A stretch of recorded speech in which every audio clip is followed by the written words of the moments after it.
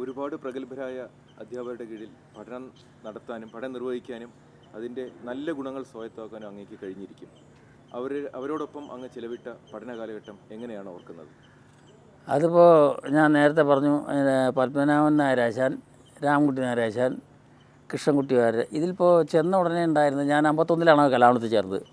ഈ കലാമണ്ഡലത്തിൽ ചേർന്ന ഉടനെ ഉണ്ടായിരുന്നത് കൃഷ്ണൻകുട്ടി വാര്യരാശാനും രാമൻകുട്ടി നായരാശാനും ആയിരുന്നു. അന്ന് ആ ചേർന്ന ഉടനെ വെച്ചാൽ ആദ്യത്തെ കുട്ടികളെയൊക്കെ സ്വതവേ കൃഷ്ണൻകുട്ടി വാര്യരാശാൻ ആണ് പഠിപ്പിച്ചിരുന്നത്.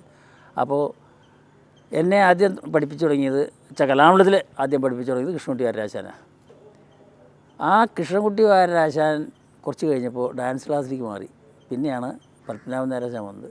ആ പത്മനാഭൻ നായരാശാൻ്റെ കീഴിൽ വെച്ചാൽ അദ്ദേഹമാണ് ഇപ്പോൾ ഈ ചുവടുകളൊക്കെ കാര്യമായിട്ട് ഉറപ്പിച്ചതും ചൊല്ലിയാട്ടത്തിന് ഭംഗി വരുത്തിയതും ഒക്കെ അദ്ദേഹമാണ്.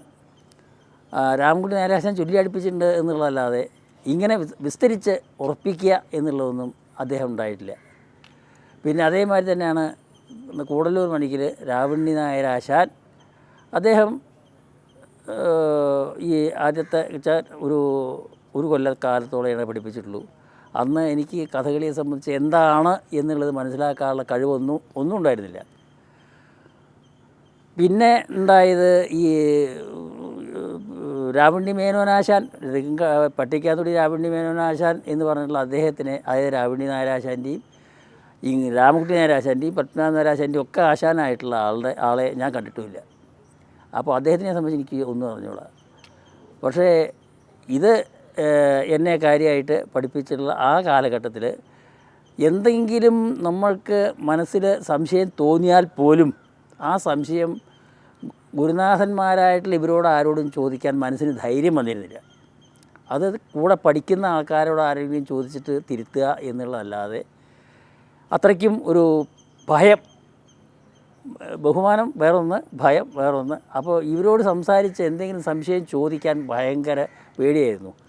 എന്നാൽ നേരെ തിരിച്ചാമറിച്ച് പത്മനാഭൻ നായരാശാൻ ചൊല്ലിയാട്ടത്തിന് എന്തെങ്കിലും പഴച്ചാൽ അത് അങ്ങേയറ്റം പറഞ്ഞതിന് ശേഷം ശിക്ഷിക്കുമായിരുന്നു. ആ ശിക്ഷ കഴിഞ്ഞാൽ തന്നെ അദ്ദേഹം ആ കുട്ടിയുടെ മാനസികാവസ്ഥ മനസ്സിലാക്കിക്കൊണ്ട് നമ്മളെ ഈ വെച്ചാൽ സ്വന്തം മക്കളോട് ഉപദേശിക്കുന്ന മാതിരിയുള്ള ഉപദേശം തന്ന് സാന്ത്വനപ്പെടുത്തുമായിരുന്നു. അങ്ങനെ ചില വ്യത്യാസങ്ങൾ, ഗുരുനാഥന്മാരിൽ ചില വ്യത്യാസങ്ങൾ.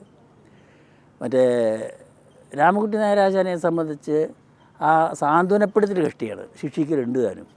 അങ്ങനത്തെ ഒരു മട്ടമായിരുന്നു. ഇതാണ് വ്യത്യാസങ്ങൾ കുറച്ചൊന്നുള്ളത്.